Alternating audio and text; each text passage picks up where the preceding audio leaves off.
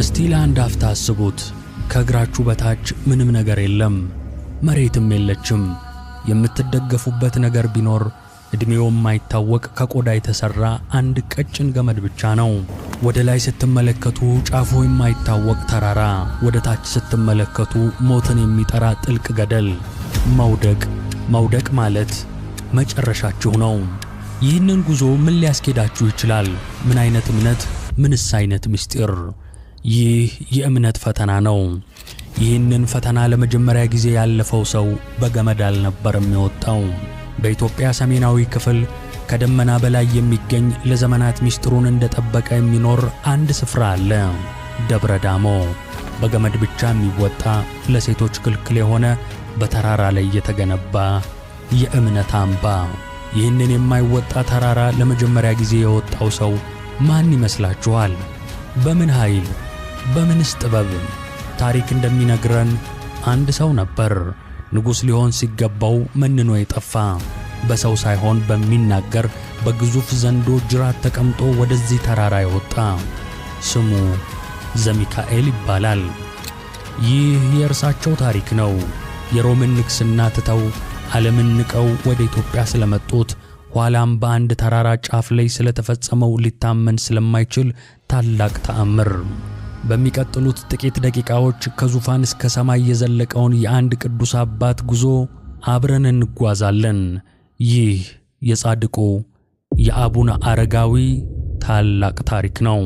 ታሪኩ የሚጀምረው ከኢትዮጵያ በሺህ ኪሎ ሜትሮች ርቃ የዓለም ገዢ በነበረችው በኃያሏ ሮም ነው።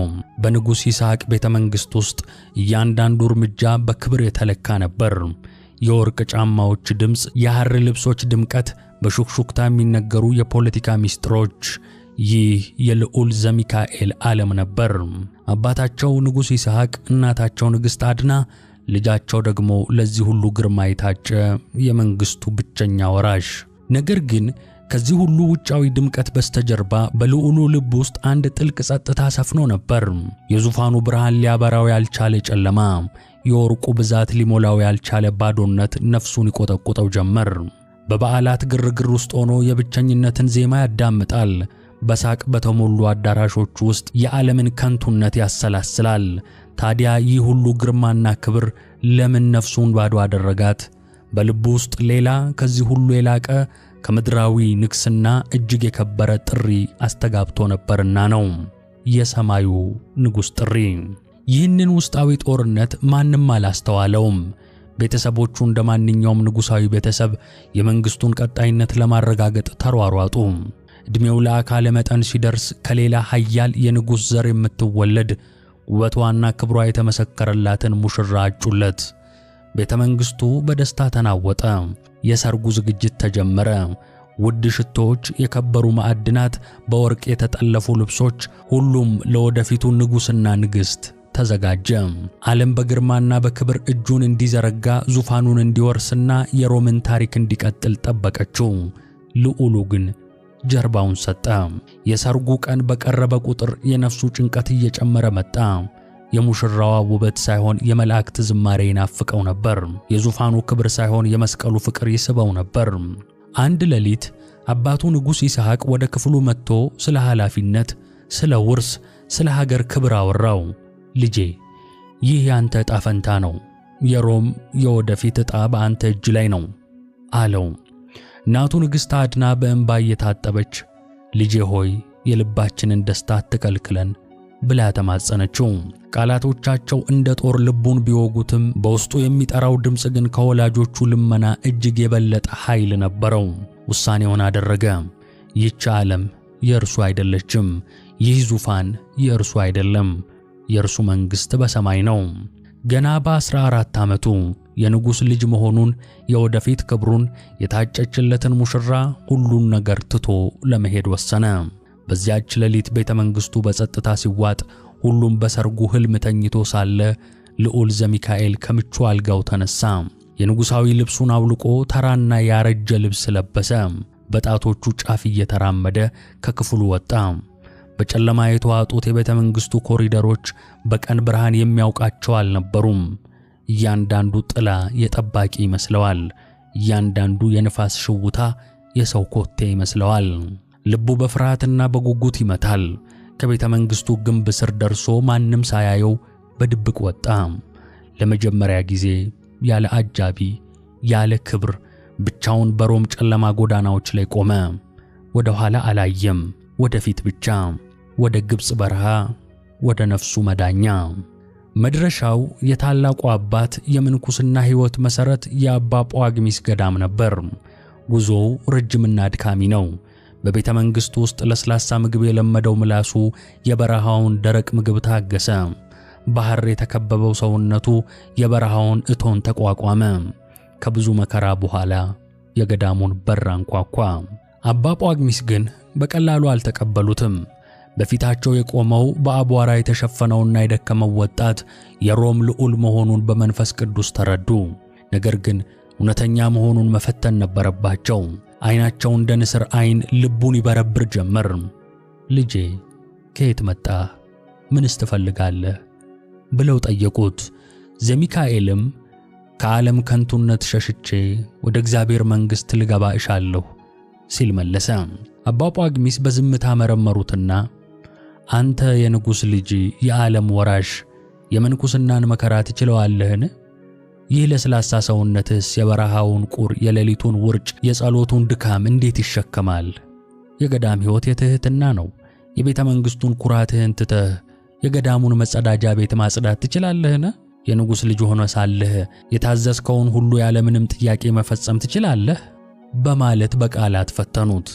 ፈተናው በቃል ብቻ አላበቃም። ልዑሉን እጅግ ከባድ በሆኑ ሥራዎች ላይ ያሰማሩት። ውሃ እንዲቀዳ፣ ድንጋይ እንዲፈልጥ፣ የታመሙትን እንዲያገለግል አደረጉት። ለቀናት ያህል ችላ ብለው ትዕግሥቱን ተፈታተኑት። የዓለም ናፍቆት ልቡን እንዲያሸንፈው ጠበቁ። ልዑሉ ግን ጸና። የታዘዘውን ሁሉ በደስታ ፈጸመ። ትሕትናው ከንጉሣዊነቱ በለጠ። ጽናቱ እንደ ብረት ሆነ። ዓለምን በእውነት መናቁን፣ ለእግዚአብሔር ያለውን ፍቅር በተግባር አሳየ።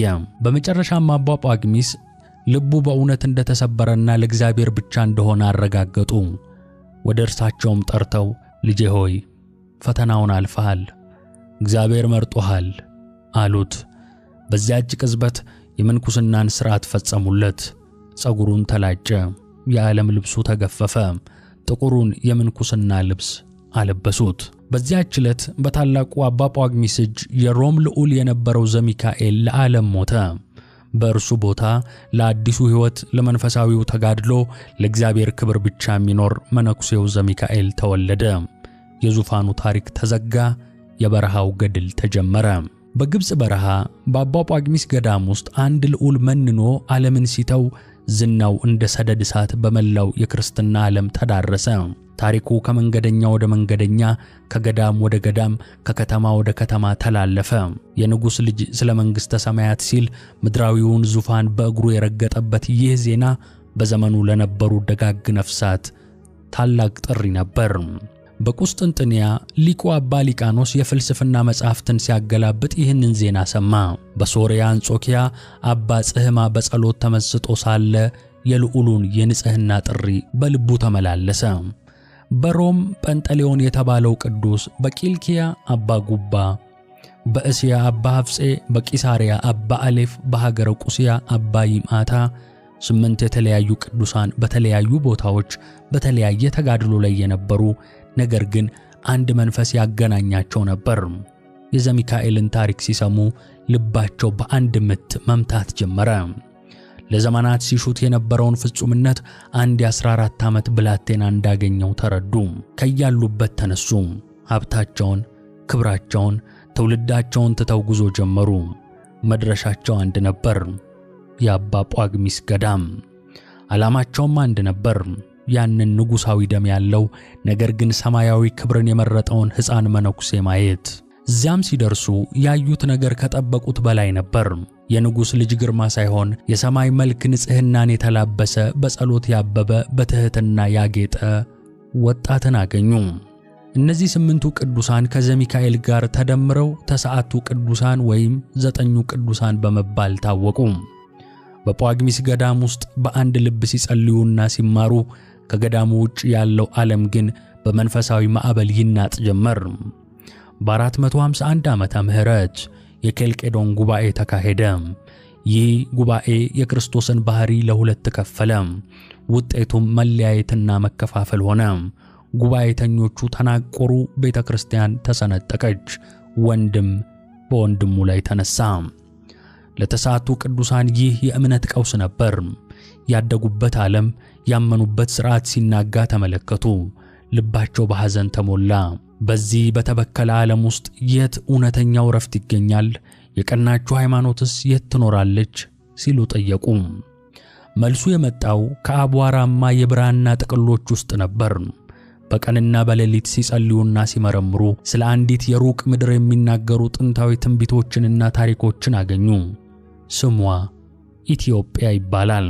ከኬልቄዶን ውዝግብ የራቀች፣ ሃይማኖቷ ያልተበረዘ፣ ነገሥታቶቿ ከክርስቶስ ልደት በፊት ስለ እርሱ የተነበዩ፣ ከሁሉም በላይ ደግሞ የእመቤታችን የቅድስት ድንግል ማርያም የአስራት አገር። ልባቸው በደስታ ዘለለ። ይህች ናት የተስፋይቱ ምድር። ይህች ናት ከዓለም ሁከት መሸሸጊያዋ ጽዮን። ነገር ግን ጉዞው ቀላል አልነበረም።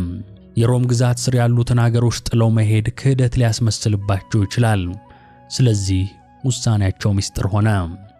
በአንድ ድቅድቅ ጨለማ ሌሊት ዓለም በእንቅልፍ ተውጣ ሳለ ተሳቱ ቅዱሳን ተነሱ። የወርቅና የብር ሀብት አልያዙም። የያዙት እጅግ የከበረ በዋጋ የማይተመን ሀብት ነበር። ቅዱሳት መጻሕፍትን፣ የተቀደሱ ታቦታትን፣ ለቅዳሴ የሚያገለግሉ ንዋየ ቅድሳትን። አሁን ወጣቱ ዘሚካኤል ስሙ ተለውጦ አቡነ አረጋዊ ተብሏል። አረጋዊ መባሉ ግን ስለ ዕድሜው መግፋት፣ ስለ እርጅናው፣ ስለ መድከሙም አይደለም። ስለ አእምሮ ብስለት ወጣት ሆኖ እንደ ትልቅ፣ እንደ አዋቂ፣ እንደ አረጋዊም ስለ ማሰቡና ስለ መረጋጋቱ አቡነ አረጋዊ አሉት። የአቡነ አረጋዊ እናት ቅድስት አድናም ከሴቶች ገዳም ወጥታ ይህንን ሰማያዊ ጉዞ ተቀላቀለች። በሰው ጥበብ አልተመሩም። በሌሊት ጨለማ ውስጥ የቅዱስ ሚካኤል የብርሃን አምድ ከፊታቸው እየቀደመ ይመራቸው ነበር። ይህ ቀይ ባህርን በጸሎት ተሻገሩ። የበረሃውን ንዳድ በእምነት አለፉት።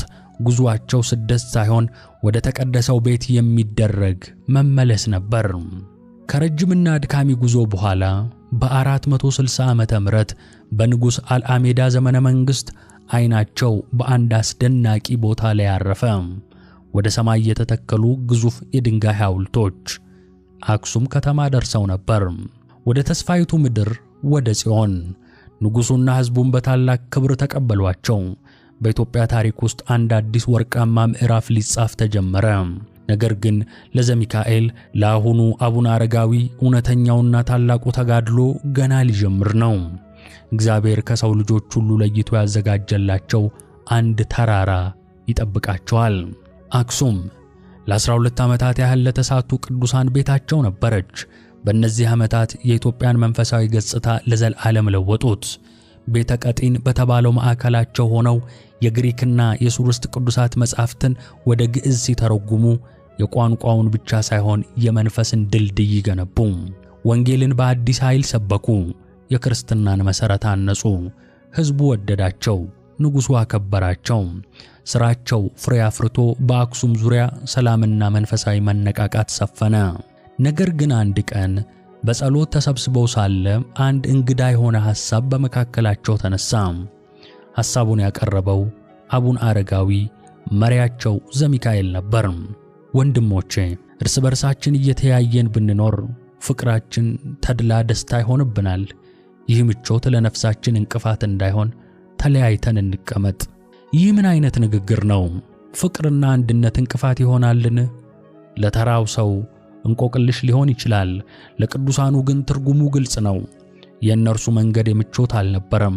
የነፍስ ተጋድሎ፣ ከዓለም ሙሉ በሙሉ የመለየት፣ በብቸኝነት ከእግዚአብሔር ጋር ብቻ የመነጋገር ጥልቅ ጥማት ነበራቸው። አብሮ መኖራቸው የሚፈጥረው ሰብአዊ ሙቀትና መደጋገፍ ከዚህ ተጋድሎ ሊያዘናጋቸው እንደሚችል ተረዱ። በሐዘንና በእንባ ተለያዩ። እያንዳንዱ የራሱን መስቀል ተሸክሞ የመንፈስ ቅዱስን ጥሪ ተከትሎ ወደ ተለያዩ አቅጣጫዎች ተበተነ። አባ ሊቃኖስ ወደ ደብረ ቆናጽል፣ አባ ገሪማ ወደ መደራ። እያንዳንዱ በኢትዮጵያ ምድር በስሙ የሚጠራ ገዳም ሊመሰርት ተበተኑ። አቡነ አረጋዊ ግን ከሁሉም ርቀው ሄዱ። ልባቸው ከሰው መኖሪያ የራቀ ከምድር ይልቅ ለሰማይ የቀረበ ቦታ ይፈልግ ነበር። ወደ ትግራይ ምድር ሲገቡ ከሩቅ እንደ ሰማይ አዕማድ ቀጥ ብሎ የቆመን ጫፉ በደመና የተሸፈነን ተራራን ተመለከቱ። ልባቸው በኃይል መታ። መንፈሳቸው ይህ ነው ስፍራህ አላቸው፣ ደብረ ዳሞ። ነገር ግን ወደ ተራራው ስር ሲደርሱ ልባቸው በፍርሃት ተዋጠ። ያ ከሩቅ ሲያዩት የነበረው ተራራ አልነበረም። ተፈጥሮ ራሷ ክልክል ነው ብላ የገነባችው ግዙፍ ግንብ ነበር። መውጫ የሌለው፣ መያዣ የሌለው፣ ለስላሳ እንደ መስታወት የሆነ ምድርን ከሰማይ የሚለይ የሚመስል አጥር። ንፋሱ በተራራው ላይ ሲያልፍ የሚያስፈራ ፊሽካ ያሰማል። ወፎች እንኳን ለማረፍ አይደፍሩትም። እንዴት ይወጣል? የሰው ልጅ አቅም እዚህ ላይ ያበቃል። ተከታዮቻቸው አባ ማትያስና እናታቸው ቅድስት አድና በተስፋ መቁረጥ ተመለከቱት። አልተቻለም። ጻድቁ ግን በተስፋ መቁረጥ ፈንታ በጉልበታቸው ተንበረከኩ። ዓይናቸውን ወደማይወጣው ተራራ ሳይሆን ወደሚችለው አምላክ አነሱ። ጸሎት ጀመሩ። ይህ የተለመደ ጸሎት አልነበረም። ከነፍስ ጥልቀት የሚመነጭ ተራሮችን የሚያንቀጠቅጥ እምነት ነበር። የመጀመሪያው ቀን አለፈ፣ ዝምታ። የመጀመሪያው ሌሊት አለፈ፣ ዝምታ። ቀኑ በበረሃው ፀሐይ ሲያቃጥላቸው፣ ሌሊቱ በቁር ሲያንቀጠቅጣቸው፣ ያለ ምግብ፣ ያለ ውሃ፣ ያለ እንቅልፍ በጸሎት ጸኑ። 2 ሱባኤ 14 ቀናት አለፉ። ሥጋቸው ደከመ፣ ድምፃቸው ጸጥ አለ። ነገር ግን መንፈሳቸው እንደ እሳት ይነድ ነበር። በ14ኛው ቀን ቅዱስ ሚካኤል በብርሃን ተገልጦላቸው የእግዚአብሔር ወዳጅ ሆይ ጸሎትህ ተሰምቷል፣ ጽናትህም ታይቷል። እግዚአብሔር ወደ ተራራው ጫፍ የምትወጣበትን ነገር እስኪያዘጋጅልህ ጥቂት ታገስ ብሏቸው ተሰወረ። እናም ተአምሩ ተከሰተ። ከተራራው ጫፍ አንድ ግዙፍ ነገር መንቀሳቀስ ጀመረ። መጀመሪያ ላይ ጥላው ብቻ ታየ። ከዚያም ቀስ በቀስ ሚዛኑ እንደ ጋሻ የሆነ ቀለሙ እንደ ጥቁር ዕንቁ የሚያብረቀርቅ ግዙፍ ዘንዶ ከተራራው ገደል ላይ እየተንሸራተተ ወረደ።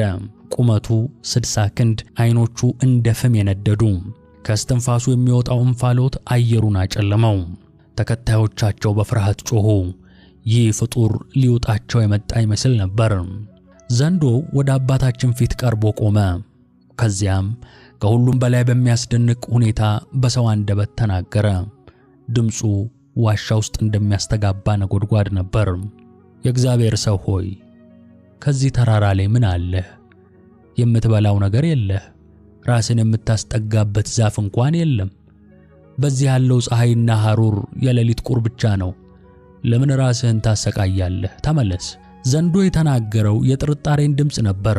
የማንኛውም ሰው ልብ ውስጥ የሚመላለሰውን የሎጂክና የምክንያት ድምፅ ነበር። ነገር ግን አባታችን አልፈሩም፣ አልተጠራጠሩም። ይህ ፈተና መሆኑን፣ ነገር ግን በተመሳሳይ ጊዜ መፍትሄ መሆኑንም ተረዱ። ዓይናቸውን ወደ ዘንዶ አቅንተው በስልጣን ድምፅ ተናገሩት። የታዘዝከውን ታውቃለህ። ይልቅስ ጅራትህን አውርድና ፈጽም። እኔ ከምፈልገው ነገር እግዚአብሔር የሚያሳጣኝ የለም። ትእዛዙ እንደተሰጠ ዘንዶ ግዙፍ ጅራቱን ዝቅ አደረገ። አባታችንም በእምነት ጅራቱን ያዙ። በዚያች ቅጽበት ዘንዶ በጅራቱ ጠምጥሞ እየተምዘገዘገ ወደ ላይ ይዟቸው ወጣ። በፍጥነት በንፋሱ መካከል ወደ ላይ። ከታች የነበሩት ተከታዮቻቸው ትንፋሻቸውን ውጠው ሲመለከቱ የቅዱሱ አካል ግን እየራቀ ሄዶ ከተራራው ጫፍ ላይ ቀለል ብሎ አረፈ። አባታችንም ከላይ እንደቆሙ በእፎይታ ሳይሆን በምስጋና ተሞሉ። እጃቸውን ወደ ሰማይ ዘርግተው በሙሉ ኃይላቸው ሃሌሉያ ለአብ፣ ሃሌሉያ ለወልድ፣ ሃሌሉያ ለመንፈስ ቅዱስ፣ ሃሌሉያ። ያ የምስጋና ቃል በተራራው ላይ አስተጋባ። ከዚያች ቀን ጀምሮ ያ ቦታ ደብረ ሃሌሉያ ተባለ። ያ አስፈሪ የነበረው ተራራ የእምነት ድልድይ ሆነ። ያ ሊገድል የመጣ ይመስል የነበረው ዘንዶ ወደ ሰማይ የሚያወጣ የእግዚአብሔር መሰላል ሆነ። የደብረ ዳሞ ምስጢር የመጀመሪያው ምዕራፍ ተፈጸመ። የአቡነ አረጋዊ ዝና ከደብረ ዳሞ ጫፍ አልፎ በመላው የኢትዮጵያ ግዛት ስር እንደ ንስር ክንፍ ተንሳፈፈ። እርሱ ከእንግዲህ በተራራ ላይ የሚኖር ስውር መነኩሴ ብቻ አልነበረም።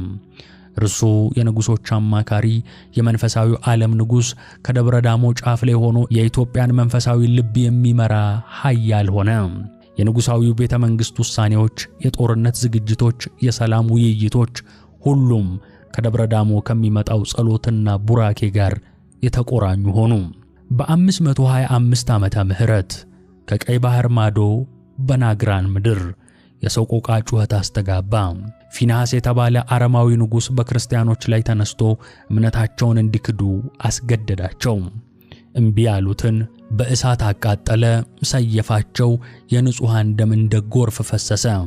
አብያተ ክርስቲያናት ተዘረፉ፣ መሠዊያዎች ረከሱ። ይህ የጭካኔ ዜና በወሬ ክንፍ ተጭኖ በቁስጥንጥንያ ሊቀ ጳጳስ ጢሞቴዎስ ጆሮ ደረሰ። እርሱም በሐዘን ተውጦ ይህንን ግፍ ማን ይበቀላል በማለት ለእርዳታ ወደ ኢትዮጵያዊው ጻድቅ ንጉስ ወደ አጼ ካሌብ የእንባ ደብዳቤ ላከ። የንጉሱ ልብ በቅዱስ ሐዘን ደማ። ሰራዊቱን አዘጋጀ፣ ጦርነቱን አወጀ።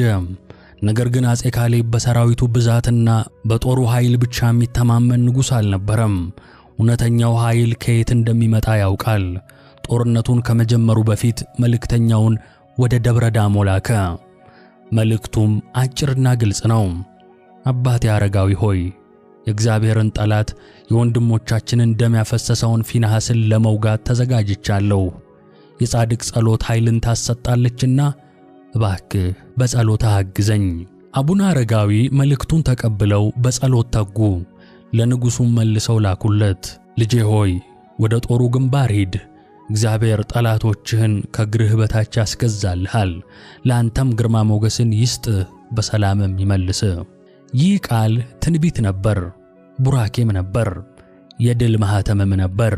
አጼ ካሌብ በደብረ ዳሞ አባት ቃል ተማምኖ ዘመተ። ድሉም ፍጹም ነበር። ፊንሐስ ተገደለ፣ ሰራዊቱ ተደመሰሰ፣ የናግራን ክርስቲያኖች ነፃ ወጡ። አጼ ካሌብ በዓለም ዙሪያ ባሉ ክርስቲያኖች ዘንድ እንደ ቅዱስ ተከበረ። በድል አድራጊነት ወደ አክሱም ሲመለስ ግን በልቡ ውስጥ አንድ ጥያቄ ይረብሸው ነበር። ይህንን ሁሉ ድል የሰጠኝን አምላክ በምን ላስደስተው? ወርቅ፣ ብር ሁሉም ከንቱ ነው። ዙፋኔ ጊዜያዊ ነው፣ ክብርም ጠፊ ነው። ታዲያ ምን ልስጠው? ምን ላድርግለት? መልሱ የመጣው ከአቡነ አረጋዊ ሕይወት ነበር። እውነተኛው ስጦታ ራስን መስጠት ነው። እናም ኃያሉ ንጉሥ አጼ ካሌብ ዓለምን አስደነገጠ። የተድላና የደስታውን ዓለም ናቀ። ዘውዱን አውልቆ ኢየሩሳሌም ለሚገኘው የጌታችን መካነ መቃብር መታሰቢያ እንዲሆን ላከው። የሐር ልብሱን አውልቆ አንዲት የውሃ ኮዳና አንዲት ምንጣፍ ብቻ ይዞ ወደ ሌላኛው የተሳቱ ቅዱሳን አባት ወደ አባ ጰንጠሌዎን ሄዶ በእጃቸው መንኩሶ በአንድ ትንሽ ዋሻ ውስጥ ገባ። የሮም ልዑል ዘሚካኤል ያደረገውን ኢትዮጵያዊው ንጉሥ አጼ ካሌብም ደገመው። ዙፋኑን በሰማያዊ ክብር ለወጠው። ከአጼ ካሌብ በኋላ ልጁ አጼ ገብረ መስቀል ነገሰ። እርሱም የአባቱን ፈለግ ተከትሎ መንግስቱ በእግዚአብሔር እንዲባረክ ሰራዊቱን ይዞ ወደ ደብረ ዳሞ ተጓዘ። ከተራራው ስር ቆሞ ወደ ላይ እያየ አባቴ አረጋዊ ሆይ፣ እኔ ባሪያህን መንግስቴንና ሕዝቤን እባክህ ባርክ ብሎ ተማጸነ። አቡነ አረጋዊም ባረኩት። ከዚያም ንጉሱ በቦታው ላይ ለታላቁ አባት መታሰቢያ የሚሆን የአክሱምን የሥነ ሕንጻ ጥበብ የሚያንጸባርቅ ግሩም ቤተክርስቲያን አነጸ። ቤተክርስቲያኑ ሲጠናቀቅ ሊቀ ጳጳሱም ሲባርኩት ንጉሱና ጳጳሱ አቡነ አረጋዊን አባታችን ሆይ እባክህ ቀድሰህ አቁርበን አሉት። ጻድቁም ወደ መቅደስ ሲገቡ አንድ አስደናቂ ተአምር ተከሰተ። ድንገት የቤተ መቅደሱ ጣሪያ እንደ ሰማይ ተከፈተ። መላእክት በብርሃን ተውጠው ሲወርዱ ታዩ። በእጃቸውም የወርቅ ጻሕል፣ የብር ጽዋ፣ የወርቅ ካባ ላንቃና በውስጧ እንፋሎት ያልተለያት ትኩስ ሰማያዊ ህብስት ያለባት መሶበ ወርቅ ይዘው ወረዱ። ጻድቁም በሰማያዊው ንዋየ ቅድሳት ቀድሶ ንጉሱን ጳጳሱንና ሕዝቡን ሁሉ አቆረባቸው። በዚያች ቀን ደብረ ዳሞ ላይ ምድር ከሰማይ ጋር ተገናኘች። የአቡነ አረጋዊ ተጋድሎ ወደ ፍጻሜው ሲቃረብ ልጆቹ መነኮሳት 6000 ደርሰው ነበር። አንድ ሌሊት ጌታችንና መድኃኒታችን ኢየሱስ ክርስቶስ በክብር ተገለጠላቸው። ብርሃኑ ዋሻውን ሞላው። ጌታችንም እንዲህ አላቸው፣ ወዳጄ ዘሚካኤል ሆይ ጸሎትህ ጽድቅህም በፊቴ ደርሷል። ስለዚህ ቃል ኪዳን እገባልሃለሁ። ስምህን የጠራውን ዝክርህን ያደረገውን በዓልህ በሚከበርበት ዕለት ለተራበ ያበላውን እኔ በምሥዋ ደብረ ጽዮን ግብዣ አደርግለታለሁ። ቤተ ክርስቲያንህን የሠራ ገድልህን ያነበበ ወይም የሰማ እኔ የኃጢአቱን ዕዳ ደመስስለታለሁ።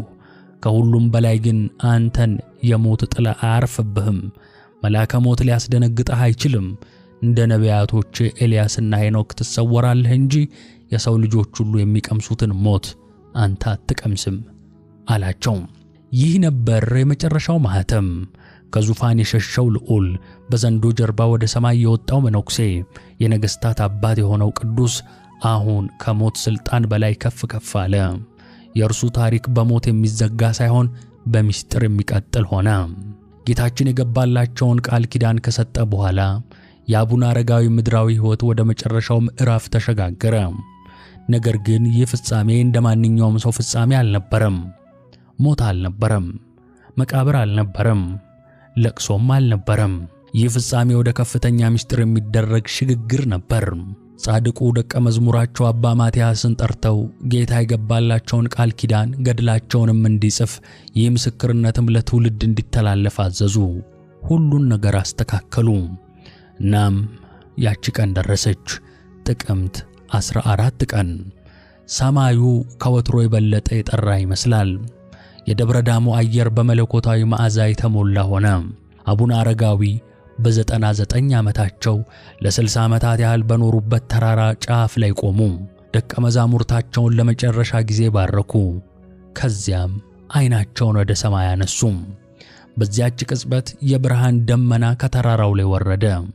መላእክት በዝማሬ ከበቧቸው። ደቀ መዛሙርቶቻቸው በፍርሃትና በአድናቆት ተውጠው ሲመለከቱ የአባታቸው ሥጋዊ አካል ቀስ በቀስ እየተለወጠ እየጠራ እንደ ብርሃን እያበራ ሄደ። ምድራዊው አካል ሰማያዊውን አካል ለበሰ። ከዚያም እንደ ሄኖክና እንደ ኤልያስ በዚያች ብርሃናማ ደመና ተውጠው ወደ ሰማይ አረጉ። አልሞቱም፣ ተሰውረዋል እንጂ። መቃብራቸው በደብረ ዳሞ ላይ አልተገኘም። ምክንያቱም መላው ተራራው ሕያው መታሰቢያቸው ሆኗልና። 1500 ዓመታት በላይ አለፉ። ግዛቶች ወድቀው ሥርወ መንግሥታት ተለወጡ። ዓለም ስፍር ቁጥር የሌላቸው ለውጦችን አይታለች።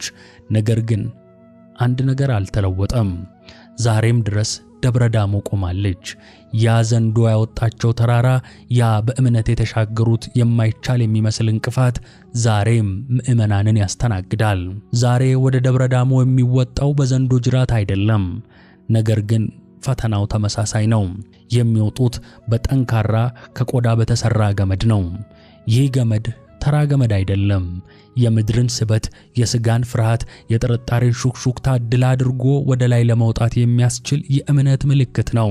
እያንዳንዱ ወደ ላይ የሚደረግ ጉተታ የአቡነ አረጋዊን ጽናት ያስታውሳል። እያንዳንዱ የትንፋሽ ውጥረት የእርሳቸውን ተጋድሎ ያስተጋባል። ከላይ ሲደርሱ የሚሰማው እፎይታና ደስታ ምድራዊውን ድካም ብቻ ሳይሆን መንፈሳዊውን ከፍታ የማግኘት ድል ነው። በገዳሙ ጫፍ ላይ ሕይወት ከ1000 ዓመታት በፊት እንደነበረችው ቀጥላለች። መነኮሳቱ የአቡነ አረጋዊ ልጆች የሰሩላቸውን ሥራ ጠብቀው ይኖራሉ። በዚያች አፄ ገብረ መስቀል ባነጻት ጥንታዊት ቤተ ክርስቲያን ውስጥ የጸሎት መዓዛ፣ የጧፍ ብርሃን፣ የቅዳሴው ዜማ፣ የአባታቸው መንፈስ ዛሬም ሕያው መሆኑን ይመሰክራል። ያች ቤተ ክርስቲያን ከእንጨትና ከድንጋይ የተሰራች ሕንጻ ብቻ ሳትሆን የማያልቀው ታሪካቸው፣ የማይናወጠው እምነታቸው ሕያው ማስረጃ ናት። እናም የአቡነ አረጋዊ ታሪክ የአንድ ንጉሥ ልጅ ስለ እምነቱ ሲል ዙፋኑን ትቶ ስለተሰደደበት ብቻ አይደለም። ከዚህ እጅግ የጠለቀ ነው። ይህ ታሪክ በሕይወታችን ውስጥ እንደ ደብረ ዳሞ ተራራ ቀጥ ብለው የቆሙትን የማይቻል የሚመስሉትን ፈተናዎች በእምነት መውጣት እንደምንችል የሚያስተምር ነው። ይህ ታሪክ ዘንዶን ማለትም ታላቁ ፍርሃታችንንና ጠላታችንን የስኬታችን መሰላል አድርገን መለወጥ እንደምንችል የሚያሳይ ነው። ይህ ታሪክ እውነተኛው ሥልጣን በዙፋን ላይ ሳይሆን በትሕትናው ውስጥ፣ እውነተኛው ሀብት በወርቅ ሳይሆን በመንፈሳዊ ንጽሕና ውስጥ እንደሚገኝ የሚያረጋግጥ ነው። ነገሥታትን የመከሩ ነገር ግን የንጉሶችን ዓለም የናቁ የኚህ አባት ታሪክ ነው። ከሁሉም በላይ ግን ይህ ታሪክ ስለ ሞት ድል መነሳት ነው። አቡነ አረጋዊ አልሞቱም፣ ተሰውረዋል እንጂ። ይህ መሰወር ለእኛ ለምናምነው እምነት ከሥጋዊ ሕግ በላይ መሆኑን ከሞት ሥልጣን እንደሚያስመልጥም የሚያበስር ቃል ኪዳን ነው። የእርሳቸው ታሪክ በድንጋይ ላይ የተቀረጸ ታሪክ ብቻ አይደለም።